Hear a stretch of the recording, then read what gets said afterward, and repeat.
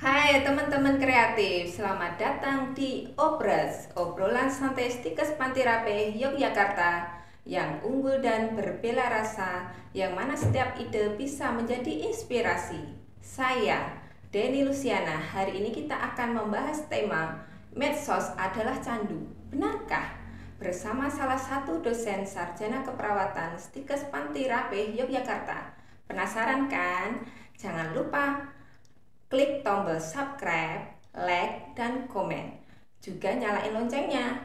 Dan ikuti semua media sosial kita. Oke, ditunggu.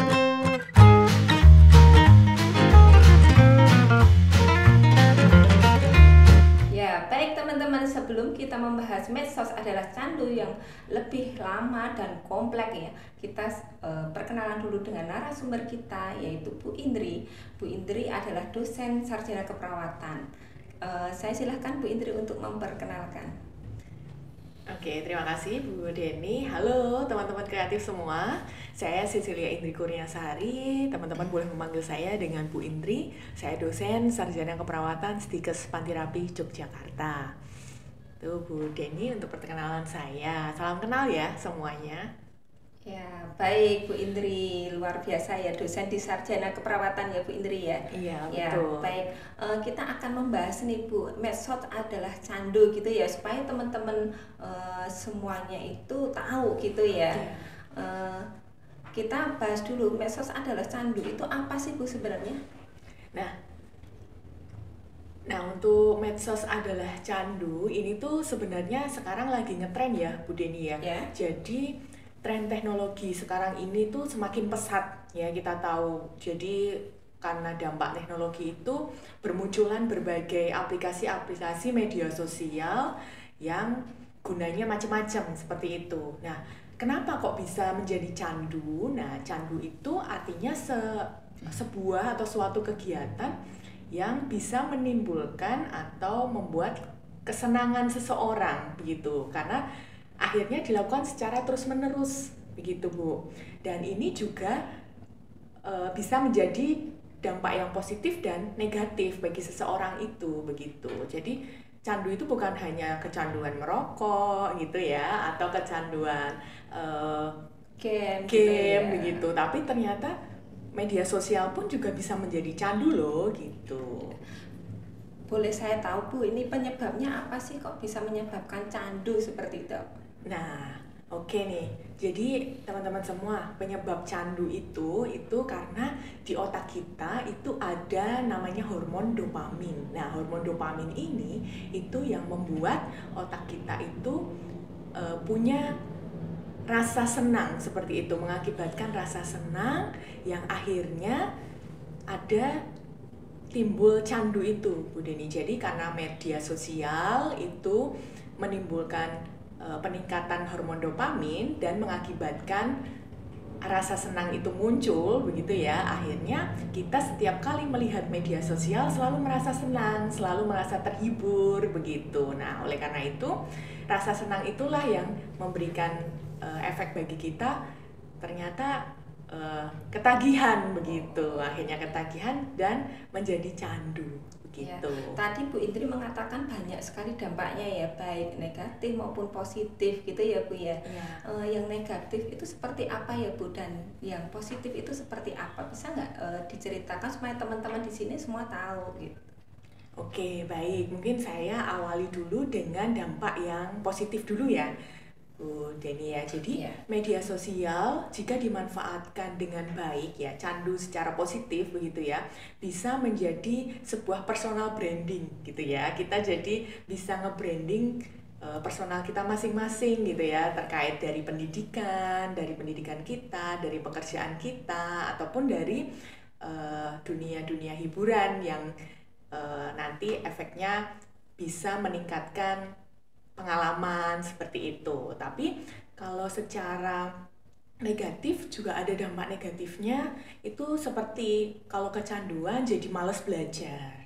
Nah, kemudian setelah malas belajar, nanti hubungan sosial dengan sekitarnya juga menjadi berkurang. Jadi teman-teman nanti cenderung menjadi orang yang tertutup begitu ya, tertutup, kemudian tidak mudah bergaul, akhirnya hanya terpaku pada media sosial. Dan media sosial ini apalagi kalau nanti banyak like gitu ya, like, follower gitu ya, subscriber, itu akan meningkatkan kesenangan begitu ya, akan meningkatkan rasa candu ini. Nah, ketika media sosial ini tidak memberikan like dan juga komen atau follower yang sesuai dengan harapan kita, itu nanti efeknya cenderung ada stres begitu, kemudian putus asa, bahkan yang paling menakutkan itu sampai dengan depresi loh gitu. Ya, ternyata efeknya panjang, dampaknya negatif gitu ya, Iya, Bu, ya, betul. negatif ya. Sebenarnya kalau untuk candu ini untuk kalangan seperti apa ya, Bu ya?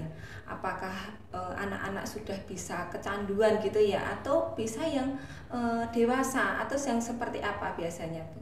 Oke, baik. Terima kasih pertanyaannya, Bu Deni. Jadi, untuk kalangan apa sih yang bisa kena kecanduan ini ya? Itu sebenarnya dari semua kalangan, Bu. Jadi, mulai dari anak-anak, remaja, dewasa, begitu ya. Bahkan sampai lansia pun bisa, begitu ya. Karena itu tadi, bahwa ada hormon dopamin itu yang menyebabkan atau bekerja untuk menimbulkan rasa senangnya itu tadi, Bu Deni. Jadi semua kalangan bisa. Nah, dengan usia-usia yang masih muda ya, dari anak-anak, dari remaja, itu yang perlu kita pantau ya, sebagai yang paham mengenai candu ini begitu ya. Jadi karena anak-anak rasa ingin tahunya masih tinggi, kemudian untuk remaja kan masih mencari jati diri begitu ya. Jadi itu yang rawan atau berisiko tinggi terpapar untuk kecanduan media sosial ini, yang nantinya mengarah pada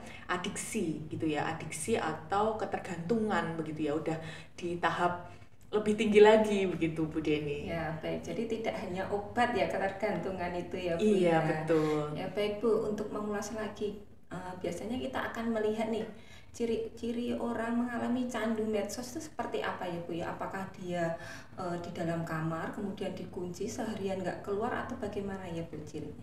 Oke, baik Bu Deni. Jadi betul sekali tadi Bu Deni yang sudah sebutkan, beberapa di antaranya seperti itu. Jadi biasanya seseorang akan mengurung diri di kamar begitu ya. Jadi mengurung diri di kamar, kemudian pertemanannya itu menjadi terbatas begitu ya. Bersosialisasinya tuh menjadi terbatas.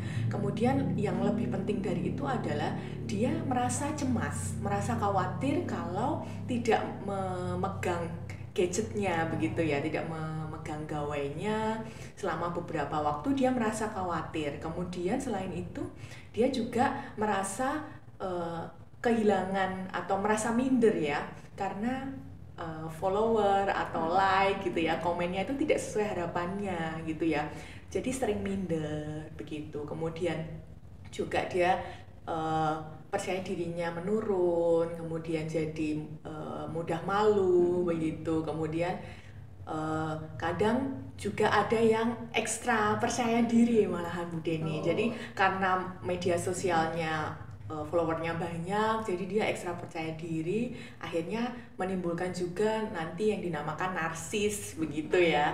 Seperti itu, Bu Deni. Jadi ada beberapa gejala atau ciri-ciri yang bisa kita lihat begitu ya dari yang kecanduan media sosial ini gitu. Ya, Bu, baik. Kalau misalnya nih ada mahasiswa ya kan, kemudian di kelas pas waktu dosennya mengajar, dia mainan HP gitu ya, nge-game dan sebagainya. Apakah itu bisa disebut candu begitu ya, Bu Indri ya? Ya, baik Bu Deni. Jadi ini juga buat teman-teman semua ya, teman-teman yang sudah follower di Stikers Mind Therapy juga, ini bahwa ketika seseorang atau mahasiswa itu sedang berkuliah, kemudian mencuri-curi waktu ya. Ya, Nah, biasanya itu seperti itu, Bu. ya itu dia ya. Nah, itu sebenarnya masih digolongkan menjadi gejala ya, Bu Deni. Jadi untuk membuat suatu diagnosis gitu ya, diagnosis atau menarik kesimpulan bahwa oh ini pasti kecanduan media sosial memang tidak mudah ya Bu Deni. Ada prosedur-prosedur yang harus kita lihat begitu ya, termasuk salah satunya dari kebiasaan-kebiasaan mahasiswa itu sendiri. Salah satunya ya tadi curi-curi waktu saat ada perkuliahan begitu ya, itu sudah salah satu tanda gejala nih gitu dari yang mengarah ke kecanduan medsos itu tadi, media sosial itu tadi begitu. Dan setelah itu ketika biasanya kan ditegur ya, kalau pas tahu gitu kan ditegur mahasiswanya. Nah ketika ditegur dia memberikan reaksi yang tidak sesuai begitu ya, misalkan jadi marah, berontak, atau mungkin malah menangis begitu ya. Nah itu juga masuk sebagai salah satu gejala atau tanda gejala dari kecanduan media sosial ini, karena seperti yang tadi saya jelaskan bahwa dampaknya itu atau kelihatannya orang kecanduan media sosial itu salah satunya dia mudah cemas juga Bu Deni begitu. Ya baik Bu, misalnya ini kalau saat saya main game atau lihat TikTok, ini butuh berapa lama seseorang itu dikatakan candu seperti itu Bu, supaya teman-teman di sini semua tahu gitu, oh ternyata saya itu melebihi jam saat main gadget dan sebagainya gitu Bu. Oke, baik, terima kasih Bu Deni. Nah untuk berapa lamanya itu ya Bu Deni, itu kita bisa melihat dari seberapa sering seseorang itu melihat atau login gitu ya pada akun-akun media sosialnya. Sekarang ini mungkin ya teman-teman semuanya kan saya yakin nggak cuman satu ya media sosialnya saat ini ya, pasti lebih dari satu ya, bisa 2, 3 gitu kan. Ada Twitter, Facebook, Instagram, dan yang lain sebagainya gitu ya. Nah ketika kita melakukan atau login ya pada media-media sosial itu dalam jangka waktu 1 hari itu lebih dari 7-8 jam, dan itu terus-menerus setiap hari dilakukan seperti itu Bu Deni. Jadi ketika setiap hari orang itu login dengan waktu lebih dari 7-8 jam itu yang akan berisiko menimbulkan tanda gejala kecanduan itu tadi, dan nanti mengarahnya pada adiksi itu tadi Bu Deni. Ya, gitu. Jadi ternyata dampaknya besar gitu ya. Kemudian itu butuh proses juga ya untuk disebut seseorang itu mengalami candu medsos gitu ya. Tapi semuanya pasti akan terkena di semua kalangan begitu ya Bu Indri ya. Baik. Nah nanti kalau misalnya ada nih mahasiswa atau anak muda yang terkena candu ataupun siapapun itu bagaimana ya Bu untuk penanganannya kalau dia sudah terkena candu gitu? Oke, baik Bu Deni. Jadi untuk anak muda yang memang sudah terkena candu ya, misalnya mahasiswa gitu ya yang sudah terkena candu, memang sebaiknya ya itu membutuhkan proses yang namanya konseling begitu ya. Kita bina dulu, kita bimbing dulu, kemudian selain itu juga kita bisa memberikan diskusi gitu ya, berdiskusi dengan keluarganya seperti itu. Jadi nanti konseling juga, selanjutnya pemberian terapi ya Bu. Jadi nanti ada pemberian terapi juga begitu, itu bisa dengan mahasiswa tersebut atau seseorang anak muda tersebut dan beserta keluarganya, karena di sini peran keluarga itu juga penting Bu Deni ya, untuk mengingatkan begitu ya, juga untuk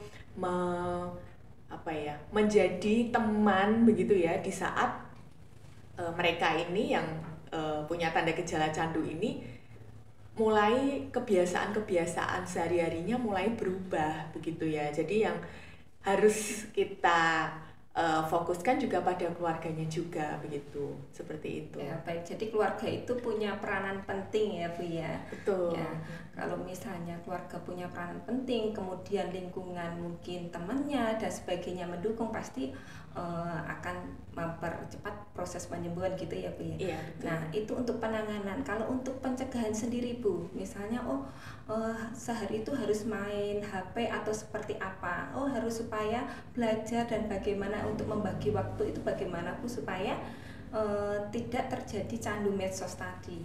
Oke, baik.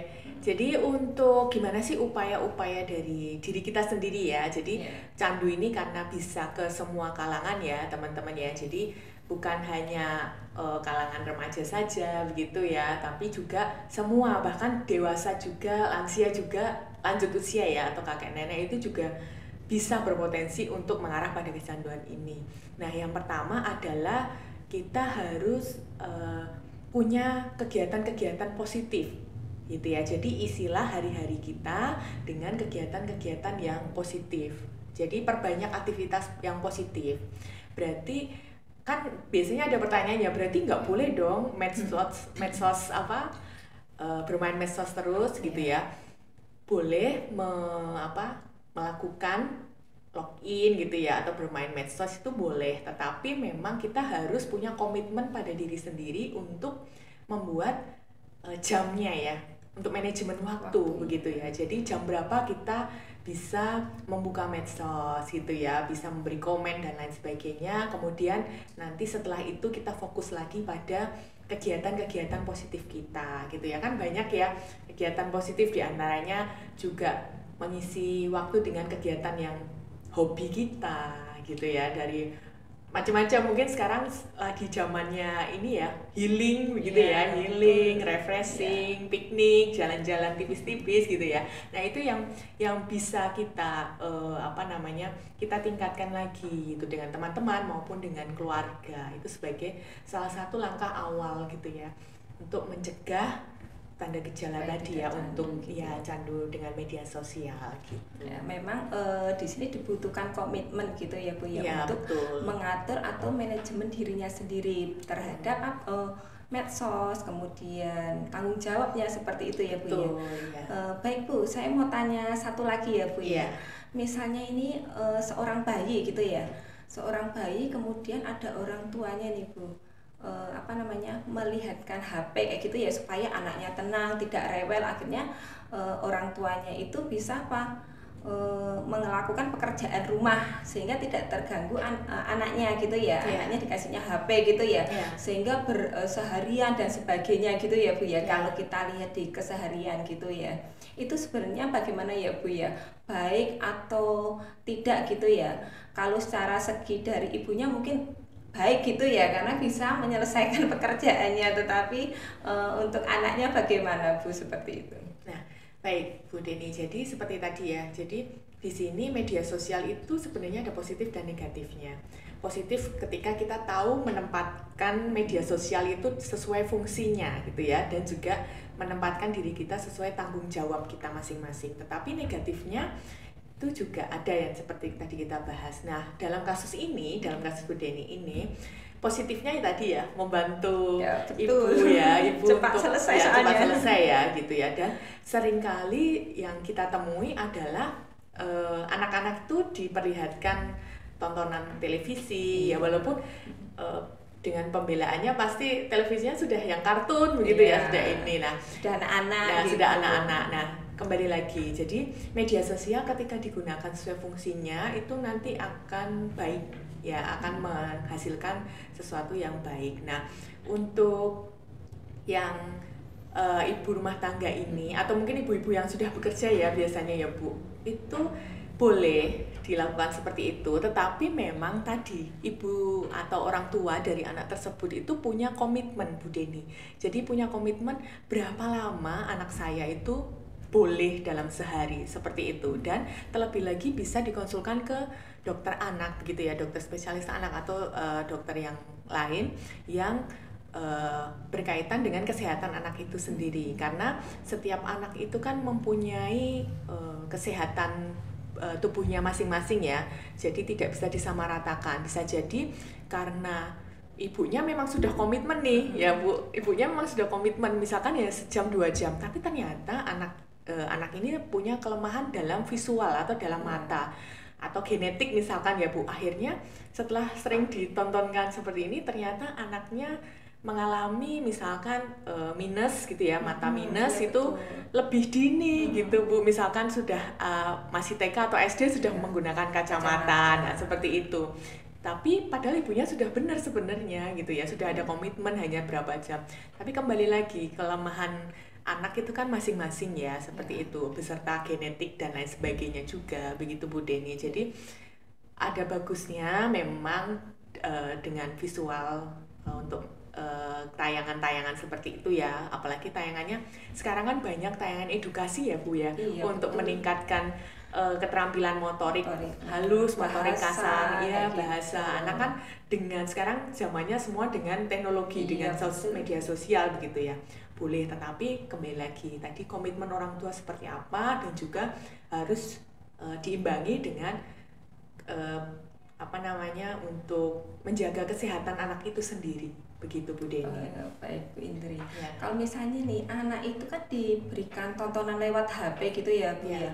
Kemudian saat orang tua tahu untuk mengurangi tontonan di HP, ternyata saat diambil HP-nya anak itu malah tantrum gitu ya, nangis gitu ya.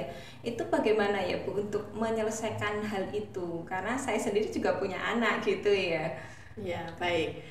Jadi Bu Deni, ketika memang efeknya seperti itu, tadi kan saya sempat menjelaskan juga bahwa efeknya tadi ya, ketika seorang mahasiswa ditegur begitu ya, karena ini kan bisa jadi efeknya itu respon dari mahasiswa itu bisa negatif, tapi bisa juga positif. Yang positif, mahasiswa itu akan menyadari begitu ya, oh sadar diri, oh saya salah seperti itu, minta maaf dan lain sebagainya. Tapi yang negatif, nah seperti si anak yang ini Bu, yang Ibu Deni tadi sempat jelaskan gitu ya, tanyakan. Nah, ketika respon anak menjadi tantrum itu memang ketika kesenangannya, karena tadi ya hormon dopamin tadi menimbulkan atau memberikan kesenangan. Nah, ketika kesenangan dan fokusnya yang sedang dia jalani itu diambil, jadinya dia akan responnya akan marah begitu ya Bu. Apalagi dimana di anak-anak misalkan usia masih balita seperti itu, dia itu masih dalam tahapan untuk mengeksplor begitu ya Bu, yang mencari tahu begitu ya, tahap-tahap yang golden age gitu ya kalau yang sebutannya. Jadi usia-usia yang membutuhkan banyak sekali tuntunan, tapi juga arahan dalam keterampilan motorik, kemudian bahasa dan lain sebagainya begitu Bu. Jadi ketika memang tantrum, nah sebaiknya orang tua harus punya langkah-langkah jitu gitu ya Bu ya, sebutannya langkah-langkah jitu untuk menjelaskan kepada anak, apalagi di masa-masa golden age-nya dia ya, masa usia 3 tahun sampai 6 tahun seperti itu. Supaya tidak candu ya Bu ya. Nanti kalau sampai dibawa sampai dewasa malah bahaya gitu ya Bu ya. Betul. Jadi parentingnya gitu ya, parenting dari orang tua itu sendiri atau keluarga itu sendiri juga diperlukan di sini ya. Jadi untuk membatasi dan punya komitmen, tetapi tidak dengan berbalik tantrum atau berbalik marah kepada anak itu begitu, yang akan menimbulkan trauma pada masa kecil begitu Bu. Baik, jadi memang orang tua di sini memang kuncinya ya Bu ya. Iya betul. Ya. Baik Bu, ini sangat bermanfaat sekali buat kita semua ya. Ilmunya sungguh bagus gitu ya. Nah ini sangat baik gitu ya untuk kita semua, supaya kita bisa manajemen waktu tentunya ya, untuk membatasi penggunaan gadget, kemudian aktivitas kita bisa membagi begitu ya Bu Indri ya. Iya, betul. Sehingga tanggung jawab kita itu juga ada, tidak medsos gitu ya. Kadang kalau kita main HP itu ya cuma lihat TikTok misalnya, wah bagus, kemudian narik lagi bagus gitu ya. Iya, betul. Tahu-tahu maghrib gitu iya, Bu, betul, gitu ya. Iya. Terus besok diulang lagi. Akhirnya apa? Saat mengerjakan tugas lupa. Akhirnya apa yang ada cuma marah-marah gitu ya Bu ya. Iya, jadi karena kembali lagi Bu Deni, bukan hanya media sosial ya, tetapi juga aktivitas yang lain seperti merokok begitu ya. Kemudian juga seperti obat-obatan, dan bahkan sekarang ada candu yang lain juga ya, seperti game gitu ya, juga terus banyak ya, masih banyak candu candu ya. yang sekarang bermunculan begitu ya. Itu pun salah satu dampak dari teknologi itu sendiri. Nah, memang bukan hanya kita komitmen ya Bu, tapi memang kembali lagi kepada diri kita sendiri.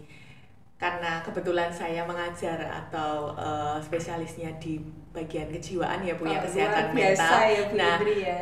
Di situ memang kita harus mengarahkan bahwa ketika kita mempunyai tanda gejala ya atau resiko ya Bu ya, resiko yang mengarah pada salah satu dampak-dampak tadi ya, dampak-dampak dari candu begitu ya, tadi seperti stres, depresi begitu ya, kemudian ada juga mengarah pada minder gitu. Nah itu yang harusnya kita sendiri yang menentukan begitu. Jadi kembali lagi ke kita sendiri Bu Deni. Jadi kita sendiri tuh mau yang seperti apa gitu. Jadi teman dan keluarga itu hanya mengingatkan, tapi kita sendiri yang mengambil keputusannya begitu. Kadang kita udah buat komitmen, tapi ketika diingatkan nggak mau begitu ya. Nah, tapi nanti akibatnya kita sendiri yang menerima gitu. Ya, baik Bu Indri. Jadi hidup itu adalah pilihan kita sendiri ya Bu ya. Betul. Ya, baik. Mungkin itu saja mungkin ya Bu ya. Nanti kita akan sambung lagi mungkin dengan topik-topik yang menarik dari Bu Indri ya. Baik. Terkait remaja, anak, kemudian kejiwaan dan sebagainya mungkin ya Bu Indri ya. Baik Bu Indri, sebelum kita tutup mungkin ada pesan-kesan buat teman-teman muda di sini atau semua kalangan di sini. Oke, baik. Terima kasih Bu Deni. Jadi buat teman-teman kreatif semua ya yang menonton Obras ini, saya berpesan kita harus menjaga diri kita sendiri, menjaga kesehatan mental kita sendiri. Itu keputusan kita, itu pilihan kita. Bijaklah bermedia sosial agar hidupmu nanti bisa terus bahagia. Gitu. Salam sehat jiwa. Terima kasih. Baiklah, salam sehat jiwa. Nah, begitu teman-teman obrolan santai kita bersama Bu Indri sebagai narasumber. Ditunggu obrolan berikutnya di Obras, obrolan santai Stikes Pantirape Yogyakarta yang unggul dan berbela rasa karena setiap ide bisa menjadi inspirasi. Bagi teman-teman yang pengen kita bahas apa di Obras berikutnya, silahkan chat di komen ide teman-teman ya. Tetap kreatif dan inspiratif. Bye-bye.